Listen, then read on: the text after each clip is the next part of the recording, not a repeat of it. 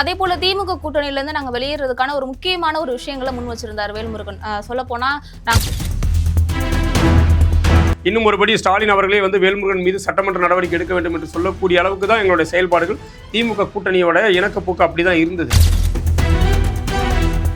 பதவிக்காக யாரோட காலை நான் இன்ன வரைக்கும் பிடிச்சதில்ல. ஆனா எடப்பாடியார் அவர்கள் வந்து டெல்லி கால, அதாவது அமித்ஷா பிரதமர் காலை பிடிக்கிறாருன்னு சொல்லி உதயநிதி அவர்கள் வந்து ஒரு மிகப்பெரிய ஒரு விமர்சனத்தை வச்சிருக்காரு. உதயநிதி ஸ்டாலினின் மகன் என்கிற அந்த ஒரு தகுதியை தவிர்த்துட்டு அவருக்கு வேற என்ன தகுதி இருக்கு இந்த அரசியல பேசுறதுக்கு? திமுக கொடுத்த அழுத்தம்னாலதான் வாபஸ் வாங்கிட்டாங்க அப்படின்னு ஒரு தரப்பு சொன்னாலுமே பொதுவா வந்து ஏன் வந்து வாபஸ் வாங்குற அளவுக்கு திமுக அந்த அளவுக்கு அழுத்தம் கொடுத்ததா?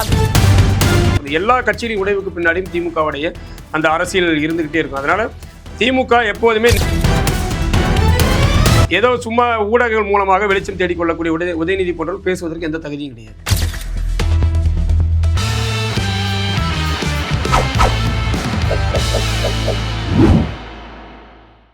ஜெம் டிவி நேயர்கள் அனைவருக்கும் அன்பு வணக்கம். இன்றைய நேர்காணல்ல நம்மோடு இணைந்திருப்பவர் தமிழக வாழ்வுரிமை கட்சியின் செய்தி தொடர்பாளர் கண்ணதாசன் அவர்கள். வணக்கம் சார். வணக்கம். எப்படி இருக்கீங்க? நல்லா இருக்கு சார். தமிழக வாழ்வுரிமை கட்சியோட தலைவர் வேல்முருகன் திமுக கூட்டணியிலிருந்து வெளியேறினதுக்கு அப்புறம் இப்ப களப்பணிகள் ரொம்பவே வந்து மாறிடுச்சு. குறிப்பா வந்து உங்களுடைய அந்த கட்சி பணிகள்லாம் எப்படி போயிட்டு இருக்கு? உங்க கட்சி சார்ந்த பல விஷயங்கள். இல்லை, நாங்கள் வெளியே வந்ததுக்கு பிறகு வந்து தனித்த போட்டியிடுவது என்கிற முடிவை தலைவர் எடுத்திருக்காரு. அந்த முடிவின் அடிப்படையில் எங்களுடைய கொள்கையை எங்களுடைய தலைமை ஏற்று வரக்கூடிய சில அமைப்புகளோடு இணைந்து 200க்கும் மேற்பட்ட தொகுதிகளில் இந்த தேர்தலில் தமிழக வாழ்வுரிமை கட்சி களத்தில் போட்டியிடுது. எங்களோட உடன்பட்ட சில தொகுதிகளை மட்டும் அவர்களுக்கு ஆதரவாக சிலருக்காக நாங்கள் வந்து அந்த தொகுதியில் போட்டியிடலை அப்படிங்கிற ஒரு முடிவில் இந்த தேர்தல் களத்தில் நாங்கள் நிற்கிறோம். அதே போல் இந்த வேட்பாளர்கள் வந்து நியமனம் பண்ணியிருக்கீங்க இல்லையா? வேட்புமனு தாக்கலும் முடிஞ்சிருச்சு. அதில் வேட்பாளர்கள் இஷ்யூ அந்த மாதிரிலாம் எந்த ஒரு இன்சிடென்ட் இல்லை. எல்லா இடங்களிலுமே வேட்புமனுக்கள் ஏற்கப்பட்டிருக்கு. அது வந்து எங்களுடைய கட்சியோடைய மண்டல நகர பொறுப்பாளர்கள் அங்கே கட்சியோடைய நிர்வாகிகள் எல்லாரும் சரியாக வழி நடத்தி எல்லா வேட்புமனுக்களும் முழுமையாக ஏற்கப்பட்டிருக்கு. களப்பணிகளிலும் எல்லா தொகுதியிலும் பெரும்பாலும் விரைவு செஞ்சுருக்கோம். இப்போ தலைவர் கூட பார்த்தீங்கன்னா கடலூர் மண்டலம், சேலம், கிருஷ்ணகிரின்னு ஒவ்வொரு மண்டல வாரியாகவும் போயிட்டு எல்லா வேட்பாளர்களையும் அறிமுகப்படுத்தியிருக்காரு. களப்பணியில் தொடர்ச்சியாக நாங்கள் முன்னிலையில் தான் இருந்துகிட்ருக்கோம். இப்போ இருக்கக்கூடிய அரசியல் சூழ்நிலையில் தனித்து செயல்பட்டால் தமிழகத்தில் ஒரு மாற்றத்தை உருவாக்கலாம் அப்படின்ற நம்பிக்கை உங்களுக்கு எப்படி வந்தது? இல்லை, நம்ம தனித்து செயல்பட்டால் மாற்றம் வருதோ இல்லையோ, குறைந்தபட்சம் எங்களுடைய கட்சியின் பலத்தையாவது நாங்கள் உணர முடியும் அப்படிங்கிறத கட்சி நிர்வாகிகள் விரும்புகிறோம். ஏன்னா தொடர்ச்சியாக அந்த ஒட்டுண்ணி அரசியலில் இருப்பதன் மூலமாக ஒரு கட்சி வளர முடியாது.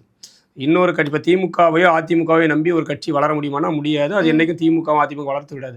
ஸோ அந்த அடிப்படையில் தமிழக வாழ்வுரிமை கட்சியோடைய பலம் என்ன, எங்களுடைய அரசியல் எந்த அளவுக்கு வளர்ந்துருக்கு. இப்போ 2021 ஒரு எம்எல்ஏ இருக்கும். 2012 தொடங்கப்பட்டு இந்த 15 ஆண்டுகளில் எங்கள் கட்சியோடைய வளர்ச்சி என்ன, எங்களுக்கு எவ்வளோ வாக்கு வங்கி இருக்குது, தமிழ்நாடு முழுவதும் எங்கள் கட்சிக்கான ஆதரவு எவ்வளோ இருக்குது அப்படிங்கிறத நாங்கள் பார்க்க வேண்டிய ஒரு பரீட்சையாக தான் இந்த தேர்தல் நாங்கள் பார்க்குறோம். அந்த அடிப்படையில் நாங்கள் அறிவித்ததுக்கு பிறகு நீங்கள் இப்போ விஜயெலாம் வந்து கூட்டணிக்காக பல்வேறு கட்சிகளுக்கு அழைப்பு கொடுத்துருந்தாரு. இன்று வரை விஜயோடைய கூட்டணியில் எந்த விதமான சிறு சிறு அமைப்புகள் கூட பெருசாக இணைந்த மாதிரி தெரியல. ஆனால் எங்களுடைய கட்சி தலைமையில் ஒருத்தர் நாள்தோறும் பல்வேறு அமைப்புகள் வந்துகிட்டே இருந்தாங்க. நிறைய அமைப்புகள் வந்தாங்க. இப்போ இந்திய தேசிய லீக் உட்பட பல்வேறு கூட்டணி 30க்கும் மேற்பட்ட பதிவு செய்யப்பட்ட கட்சிகள் வந்து எங்களோட கூட்டணியில் இருக்காங்க. ஸோ இது எங்களுடைய ஒரு பெரிய பலமாக பார்க்குறோம். எங்களை நம்பி எங்களை ஏற்றுக்கொண்டு எங்களுடைய வேலை திட்டத்தை உணர்ந்த பல அமைப்புகள் எங்களோட இணையதுன்றது எங்களுடைய அரசியல் பலமாக பார்க்குறோம். அதே போல திமுக கூட்டணியிலேருந்து நாங்கள் வெளியேறதுக்கான ஒரு முக்கியமான ஒரு விஷயங்களை முன் வச்சிருந்தார் வேல்முருகன். சொல்லப்போனால் நாங்கள் கேட்கக்கூடிய இடஒதுக்கீடு அவங்க வந்து சரியாக கொடுக்கல, அது சார்ந்த பேச்சுவார்த்தைகள் எதுவும் முன்னெடுக்கல அப்படின்னு சொல்லிட்டு, இந்த உண்மையான இது மட்டும்தான் உண்மையான விஷயங்களா இல்லை தாண்டி சீட்டு அந்த மாதிரியான விஷயங்கள்? இல்லை, பொதுவாகவே திமுகவுடைய மனப்போக்கு கடந்த 5 ஆண்டுகளில் நாங்கள் வந்து கூட்டணியில் இருந்தாலும் கூட எங்கள் கட்சி நிர்வாகிகள் எல்லா இடங்கள்லையுமே வந்து பெரிய மன புழுக்கத்தோடு தான் இருந்தது. ஏன்னா எந்த இடங்களையும் இந்த அனைத்து கட்சி கூட்டங்கள் உட்பட எல்லாத்திலையுமே வந்து கூட்டணி கட்சிகளை மதிக்கக்கூடிய போக்கு திமுக கிட்ட கிடையாது. இன்னும் சொல்லப்போனால் கடலூர்லேயே வந்து எங்களுடைய தலைவருடைய படத்தை வந்து அந்த கூட்டணி கட்சி தலைவருடைய வரிசையில் கடைசியாக போடுறது. ஏன்னா கடலூரில் மிக பலமான கட்சி தமிழக வாழ்வுரிமை கட்சி தான். திமுகவாக இருக்கட்டும், விசிகாவாக இருக்கட்டும், அது எல்லாவற்றையும் விட பலமான கட்சியாக தமிழக வாழ்வுரிமை கட்சி இருக்குது. ஆனால் அங்கேயுமே வந்து கூட்டணி கட்சி தலைவர்களுடைய படத்தில் வந்து எங்கள் தலைவருடைய படத்தை கடைசியாக போடுறது, பல மாவட்டங்களுடைய கொடிகளை, எங்கள் கட்சியின் கொடிகளை வந்து அந்த அனைத்து கட்சி கூட்டங்களை பயன்படுத்தாது உட்பட திமுகவுடைய போக்கு தொடர்ச்சியாகவே வந்து ரொம்ப மோசமாக இருக்கும்போது இந்த மாதிரி விமர்சனங்களோ குற்றச்சாட்டு இல்லை. நாங்கள் தொடர்ச்சியாக நீங்கள் தலைவர் வேல்முருகனுடைய தொடர் சட்டமன்ற செயல்பாடுகளை பார்க்கும்போது உங்களுக்கு தெரியும், வேற எந்த கூட்டணி கட்சி சட்டமன்ற உறுப்பினர்களோ தலைவர்களோ பேசாதவற்றை வேல்முருகன் மட்டும் தான் பேசியிருப்பார். அது ஒவ்வொரு முறையும் வந்து சேகர்பாபுடனான பிரச்சனையாக இருக்கட்டும், அமைச்சர் துரைமுருகனுக்கும் அண்ணன் வேல்முருகனுக்குமான பிரச்சனையாக இருக்கட்டும், சபாநாயகருக்கும் அண்ணன் வேல்முருகனுக்குமான பிரச்சனை, இன்னும் ஒருபடி ஸ்டாலின் அவர்களே வந்து வேல்முருகன் மீது சட்டமன்ற நடவடிக்கை எடுக்க வேண்டும் என்று சொல்லக்கூடிய அளவுக்கு தான் எங்களுடைய செயல்பாடுகள் திமுக கூட்டணியோட இணக்கப்போக்கு அப்படி தான் இருந்தது. ஸோ நாங்கள் கூட்டணியில் இருப்பதற்காக கூட்டணியோட எல்லா தவறுகளையும் ஏற்றுக்கிட்டு வேலை செய்யலை. அந்த கூட்டணியில் எந்தெந்த தவறுகள் திமுக எப்போதெல்லாம் மக்கள் விரோத செயல்பாடுகளில் ஈடுபட்டதோ, குறிப்பாக 8 மணி நேர வேலை 12 மணி நேரமாக மாற்றும் போது முதல் எதிர்ப்பு தலைவர்கிட்ட தான் வந்தது. எல்லாருமே அதை வந்து கடந்து போன போது எதிர்ப்பு குரல் கொடுத்து அதை மாற்ற வைத்த தலைவர் வேல்முருகன். பல்கலைக்கழக திருத்தச் சட்டங்களை மாற்றியது தலைவர் வேல்முருகன். பெருந்துறை, பவானி உள்ளிட்ட தொகுதிகளில் வந்து நீர்நிலைகளை பராமரிக்க சொல்லி இப்போ சட்டமன்றத்தில் மோதலை உருவாக்கியவர் தலைவர் வேல்முருகன். தமிழில் குடமுழுக்கு நடத்த சொல்லி குரல் எழுப்பி பிரச்சனையானது தலைவர் வேல்முருகன். அதனால கூட்டணி என்பதை தாண்டி எங்களுடைய இனம் சார்ந்த, உணர்வு சார்ந்த, மொழி சார்ந்த, கொள்கை சார்ந்த விடயங்கள் நாங்கள் கூட்டணியில் எந்த விதமான சமரசம் செய்யல.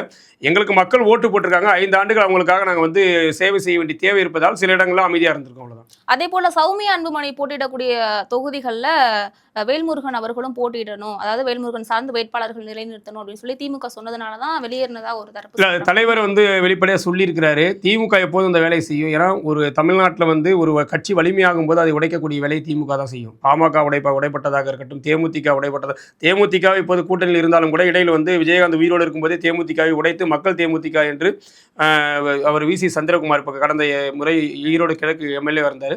அவர் தலைமையை உருவாக்கி 3 எம்எல்ஏக்களை உடைத்து எடுத்து மக்கள் தேமுதிக உருவாக்குறது திமுக தான். ஸோ எந்த ஒரு கட்சிகளையும் வளரக்கூடாது. இப்போ மனிதநேய மக்கள் கட்சியை உடைத்து வந்து தமிழ்முன் அன்சாரி தலைமையில் ஒரு கட்சி உருவாக்குறது. எல்லா கட்சியிலையும் உடைவுக்கு பின்னாடியும் திமுகவுடைய அந்த அரசியல் இருந்துகிட்டே இருக்கும். அதனால திமுக எப்போதுமே நேருக்கு நேராக சகோதரர்களை மோத விடக்கூடிய போக்கு. இப்போ பாமகவும் நாங்களும் நேருக்கு நேராக மோதணும் விரும்புறது திமுகவுடைய அந்த அரசியல் போக்கு தான். அது வந்து உண்மையான ஒன்றை தான் நான் பார்க்குறேன். அதே போல பதவிக்காக யாரோட காலை நான் இன்ன வரைக்கும் பிடிச்சதில்ல. ஆனா எடப்பாடியார் அவர்கள் வந்து டெல்லி கால, அதாவது அமித்ஷா பிரதமர் காலை பிடிக்கிறாருன்னு சொல்லி உதயநிதி அவர்கள் வந்து மிகப்பெரிய ஒரு விமர்சனத்தை வச்சிருக்காரு. நீங்க எப்படி பாக்குறீங்க? இல்ல, பதவிக்காக உதயநிதி யாருடைய காலையும் பிடிக்க வேண்டிய தேவை அவருக்கு இல்லதான். ஏன்னா அவருடைய வருகை என்பது ஒரு மிகப்பெரிய அரசியல் குடும்பத்திலிருந்து வந்திருக்கிறாரு.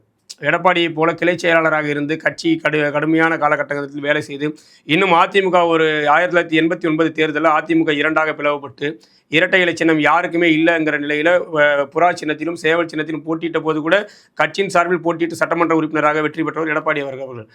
உதயநிதி ஸ்டாலினுக்கு அந்த அவசியம் கிடையாது. ஏன்னா அவருடைய தந்தை முதலமைச்சர், அவருடைய தாத்தா முதலமைச்சர், அவருடைய குடும்ப பின்புலம் அப்படி இருக்கு. ஆனால் உதயநிதி ஸ்டாலினுக்கு இதெல்லாம் பேச தகுதி இருக்கா அப்படிங்கிறத நம்ம கேட்க வேண்டியது. ஏன்னா எடப்பாடியார் அவர்களுடைய அரசியல் அனுபவம் வேற. 50 ஆண்டுகளுக்கு மேலாக தமிழ்நாடு அரசியலில் வந்து ஏறத்தாழ பல முறை சட்டமன்ற உறுப்பினராக, நாடாளுமன்ற உறுப்பினராக மக்கள் பணியில் இருந்தவர், மக்களால் தேர்வு செய்யப்பட்டவர். உதயநிதி ஸ்டாலினின் மகன் என்கிற அந்த ஒரு தகுதியை தவிர்த்துட்டு அவருக்கு வேறு என்ன தகுதி இருக்குது இந்த அரசியலில் பேசுறதுக்கு? இந்த 2021 சட்டமன்ற தேர்தலில் முதல் முறையாக சட்டமன்ற உறுப்பினர் ஆகிறாரு. திட்டமிட்டு அவரை விளையாட்டுத்துறை அமைச்சராகிறாங்க, திட்டமிட்டு துணை முதலமைச்சராக ஆக்கியிருக்காங்க. அதுக்கு இல்லை எவ்வளோ சீனியர் தலைவர்கள் இருக்காங்கல்ல திமுகவில் வந்து. இப்போ துரைமுருகன் இருக்காரு, இன்னும் பல சீனியர் அமைச்சர்கள் இருக்காங்க. இவங்கெல்லாம் ஏன் ஒரு துணை முதலமைச்சர் ஆக்க முடியல?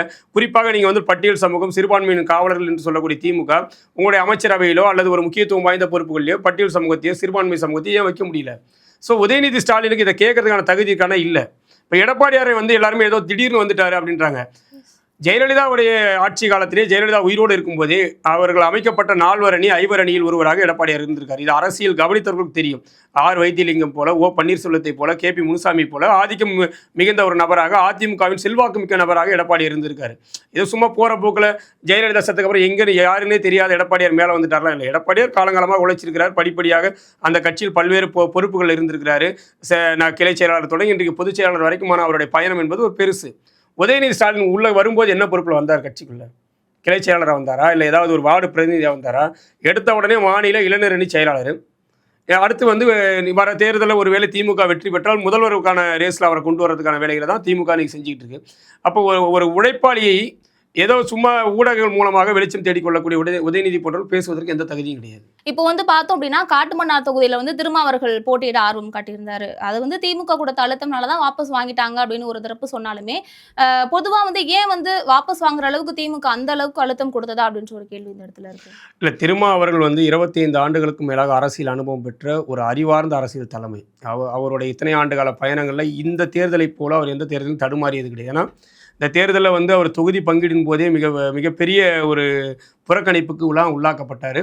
அதையெல்லாம் மீறி 8 தொகுதிகளை பெற்றாலும் கூட அவர் வந்து இந்த தேர்தலில் மறைமுகமாக சட்டமன்றத்தில் போட்டியிடுவதற்கான காரணம் இந்த தேர்தல் முடிவு ஒரு யாருக்கும் சாதகமாக அமையாது என்கிற பல்வேறு தேர்தல் வியூகர்களுடைய கருத்து கணிப்பு. குறிப்பாக இந்த தேர்தலுக்கு பிறகு தமிழ்நாடு சட்டமன்றத்தில் தொங்கு சட்டமன்றம் உருவாகவும் வாய்ப்பு இருக்குது. அந்த நேரத்தில் வந்து கூட்டணி கட்சிகள் வந்து சரியாக பயன்படுத்தினால் ஆட்சி அதிகாரத்தில் பங்கு என்கிற அவர்களுடைய கோரிக்கையை வலுப்பெறுவதற்கான ஒரு வாய்ப்பு இருக்குது. அதை மனதில் கொண்டு தான் அவர் காட்டுமன்னார் கோயில் நீண்ட காலத்திற்கு பிறகு ஒரு நாடாளுமன்ற உறுப்பினராக இருந்தாலும் கூட சட்டமன்ற தேர்தலில் போட்டியிடுவது என்கிற அவருடைய முடிவு என்பது அவருடைய கட்சியின் வளர்ச்சி சார்ந்தது தான். ஆனால் அந்த முடிவை அவர் பின்வாங்குவதற்கு மிக முக்கியமான காரணம் அவருடைய போட்டி திமுகவுக்கு ஒரு பெரிய மறைமுகமாக ஒரு அழுத்தத்தை கொடுப்பதாக திமுக உணருது. ஏன்னா இப்போ திருமாவே தேர்தல் நிற்கிறாரு, அப்போ திமுக ஜெயிக்காதோ அப்படிங்கிற ஒரு தோற்றத்தை வந்து மக்கள்கிட்ட வந்து திருமாவுடைய சட்டமன்ற தேர்தல் போட்டி என்பது உருவாக்கி இருப்பதாக திமுக கருதுவதன் விளைவாக அவர் வந்து திருமாவளவன் அவர்களை வந்து போட்டியிலிருந்து பின்வாங்க வச்சிருக்காங்க. அதில் இன்னொரு வேடிக்கை என்னன்னா போராடி வாங்கின 8 சட்டமன்ற தொகுதிகளில் ஒரு தொகுதியை காங்கிரஸ் கட்சியை சேர்ந்த ஒருத்தர் கொடுத்துருக்காங்க. அவர் நேற்று வரை காங்கிரஸ் கட்சி தான். அவரே அறிவிச்சிருக்காரு, நான் விசிகாவில் இல்லை, ஆனால் எனக்கு அந்த சீட்டு கொடுத்துருக்காங்க. ஜோதிமணி என்பவர் வந்து அவர் மறைந்த மிகப்பெரிய தலைவர் இளைய பெருமாள் அவருடைய பையன் அப்படிங்கிறது மாற்று கருத்து இல்லை. ஆனாலும் அவர் காங்கிரஸ் கட்சிக்காரர். இது எதனால திமுகவோட அழுத்தமா இல்ல விசிக திருமாவளவனுடைய மனநிலை என்ன நிலையில இருக்கு? அவர் ஒரு இப்ப சமமான ஒரு மனநிலை இல்லை அப்படிங்கிறத இதில் பார்க்க முடியுது. இன்னும் ஒருபடி புதுச்சேரியில் வந்து 3 சட்டமன்ற தேர்தலில் போட்டியிடக்கூடிய விடுதலை சிறுத்தைகள் கட்சியின் வேட்பாளர்களுக்கு ஓட்டு போடாதீங்கன்னு அந்த கட்சியின் தலைவரே சொல்றாரு. இது வந்து வேற எந்த கட்சியோட தலைவரும் சொல்ல முடியாது. நீங்க வந்து கூட்டணி முடிவு என்பது தேர்தலில் வேட்புமனு தாக்கலுக்கு முன்பே எட்டப்பட வேண்டும். அப்ப திமுக காங்கிரஸ் வந்து திட்டமிட்டு விசிகாவை வந்து கூட்டணியிலிருந்து கழட்டி விட்டதுக்கு பிறகுதான் அவங்க 4 தொகுதியில் போட்டியிடுவதுன்னு முடிவெடுத்தாங்க. அப்ப போட்டியிட்டு நாளை மறுநாள் தேர்தல், புதுச்சேரிக்கு நாளை மறுநாள் தேர்தல் நடைபெற இருக்குது. இந்த நேரத்தில் வந்து நீங்கள் நேற்று வந்து எங்களுடைய வேட்பாளர்கள் ஓட்டு போடாதீங்கன்னு ஒரு தலைவர் சொல்கிறாருன்னா, இவ்வளோ நாளாக களத்தில் இருந்த அந்த வேட்பாளர்களுடைய மனநிலை என்ன, அதுக்காக உழைச்ச அந்த நிர்வாகிகளுடைய மனநிலை என்னவா இருக்குன்னு யோசிச்சு பாருங்கள். ஸோ இது எல்லாத்துக்கும் பின்னாடியும் விடுதலை சிறுத்தைகள் கட்சிக்கும் அதன் தலைவருக்கும் திமுக குடிக்கக்கூடிய மிகப்பெரிய நெருக்கடி நிலையை நம்ம வந்து உணர முடியும். திமுக விசிகாவுக்கு மட்டுமல்ல, கூட்டணி கட்சியில் எல்லாவற்றுக்கும் மிகப்பெரிய நெருக்கடி தான் கொடுத்துருக்காங்க. அது கம்யூனிஸ்டுகளாக இருக்கட்டும், எல்லாருமே மனதுக்குள்ள புழுங்கிட்டு தான் இருக்காங்க. எங்களுக்கான தொகுதிகள் கிடைக்கல, நாங்கள் கேட்ட தொகுதிகள் கிடைக்கல. இல்ல, அவர்கள் எல்லாருக்கும் என்ன ஒரு பிரச்சனை, இவங்க எல்லாருமே கொள்கை சார்ந்து பாஜக எதிர்ப்பு அப்படிங்கிற அந்த மையப்புள்ளியில தெளிவா இருக்கிறவங்க கம்யூனிஸ்டுகளா இருக்கட்டும், இவங்க எல்லாம் வெளியில வந்து ஒரு இயக்கமா செயல்படலாம்ல. இல்ல, இவர்கள் 2016 மக்கள் நல கூட்டணி என்கிற ஒரு புது முயற்சி இதே கம்யூனிஸ்டுகளும் விடுதலை சிறுத்தைகளும் சேர்ந்துதான் உருவாக்குனாங்க. அந்த முயற்சி அவர்களுக்கு ஒரு பெரிய பலன் அளிக்கல அப்படிங்கிற ஒரு விரக்தி அவங்களுக்கு இருக்கு. அந்த தேர்தலில் அண்ணன் திருமாவை தவிர்த்துட்டு வேற யாரும் சொல்லிக் கொள்ளும் அளவிற்கான வாக்கு வங்கி வாங்கல. அவர் மட்டும்தான் காட்டுமன்னார் கோயில் தொகுதியில் 87 வாக்குகள் வித்தியாசத்தில் தோல்வி அடைஞ்சார். இது எல்லாருமே டெபாசிட் பறி போன வரலாறு, விஜயகாந்த் உட்பட. ஸோ அதனால் அவர்கள் மீண்டும் அந்த ஒரு விஷ பரீட்சை எடுக்க தயாராக இல்லையோ அப்படிங்கிறத நம்ம பார்க்குறோம். இப்போ கருத்து கணிப்பில் பார்த்தோம் அப்படின்னா தமிழகத்தில் அதிமுக வெர்சஸ் திமுக, இந்த 2 கட்சிகளில் வந்து திமுக எதிர்பார்த்த பல தொகுதிகளில் அதிமுகவுக்கு வெற்றி வாய்ப்பு இருக்கிறது அப்படின்னு சொல்லி ஒரு சில கருத்து கணிப்புகள் பிரைவேட்லேருந்து வந்திருக்கு. இதை நீங்கள் எப்படி பார்க்குறீங்க? இல்லை, இப்போ சென்னையில் கடந்த தேர்தலில் சென்னை, செங்கல்பட்டு, காஞ்சிபுரம் உள்ளிட்ட அந்த ஒருங்கிணைந்த சென்னை மண்டலத்தை பொறுத்த வரைக்கும் 37 தொகுதிகளில் ஒரு தொகுதி மட்டும்தான் அதிமுக கடந்த தேர்தலில் வெற்றி பெற்றாங்க. மதுராந்தகம் மட்டும்தான்.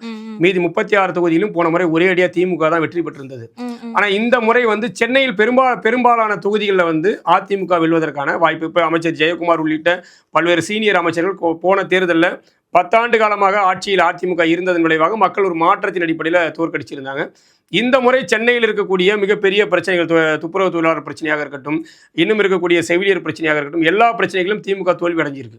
ஸோ எல்லா போராட்ட களங்களிலும் திமுக வந்து இந்த மக்கள்கிட்ட இருந்து ஒரு பெரிய அதிருப்தியை உருவாக்குனது விளைவாக சென்னையிலேயே வந்து அதிமுக பல இடங்களில் வந்து வெற்றி பெறுவதற்கான ஒரு வாய்ப்பு இருக்கும்போது தமிழ்நாடு முழுவதும் அந்த அலை உருவாக தான் செய்யும். அதனால வந்து இந்த தேர்தல் எல்லாரும் சொல்வது போல தான், இது கணிக்க முடியாத ஒரு தேர்தலாக இருக்கும். இன்னும் குறிப்பாக தமிழக வெற்றி கழகத்துடைய வருகை இருக்கு.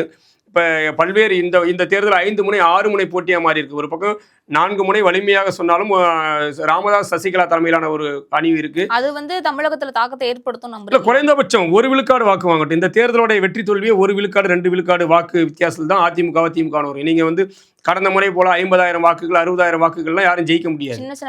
ஒரு 5,000 வாக்குகள் 2,000 வாக்குகள், இந்த 2,000 வாக்குகளையாவது சசிகலா ராமதாஸ் டீம் வாங்க. அப்போ நாங்கள் நிற்கக்கூடிய எங்களுடைய தலைமையிலான தமிழர் வாழ்வுரிமை கூட்டணி நிற்கிறோம். அந்த முறை 200 தொகுதியில் நிற்கிறோம். அப்போ நாங்கள் ஒரு 50 தொகுதியில் வலிமையாக இருக்கிறோம்னு வச்சுக்கோங்க. இப்போ கடலூர், கிருஷ்ணகிரி, சேலம் போன்ற மாவட்டங்களில் ஒரு வலிமையாக இருக்கிறோம். ஒரு 50 தொகுதிகளில் ஒரு 5,000 ஓட்டுகள் 4,000 ஓட்டுகள் வாங்கும்போது அந்த வாக்குகள் யாருக்கு எதிராக மாறும், யாருக்கு சாதகமாக மாறுன்றதை கணிக்கவே முடியாது. ஸோ இந்த தேர்தல் உறுதியாக அதிமுகவுக்கு சாதகமாக மாறுவதற்கான வாய்ப்புகள். ஏன்னா 5 ஆண்டுகளில் திமுக மிகப்பெரிய மக்கள் எதிர்ப்பை சந்திச்சிருக்காங்க. அவர்கள் கொண்டு வந்த எந்த திட்டங்களும், அவர்கள் அறிவித்த எந்த திட்டங்களையும் முறையாக நடைமுறைப்படுத்தவே இல்லை. தொடர்ச்சியாக மக்கள்கிட்ட வந்து நீங்கள் நாள்தோறும் ஜாதிய படுகொலையாக இருக்கட்டும், தென் மாவட்டங்களில் தொடர்ச்சியான ஜாதிய படுகொலை, காவல் நிலைய படுகொலை, எல்லா வகையிலும் இந்த அரசு தோல்வி அடைஞ்சிருக்கு. அரசியல் சார்ந்த நிறைய கேள்விகளுக்கு ரொம்ப தெளிவாக பதில் சொன்னீங்க. மீண்டும் ஒரு காணொலியில் சந்திக்கலாம். நன்றி சார். நன்றி.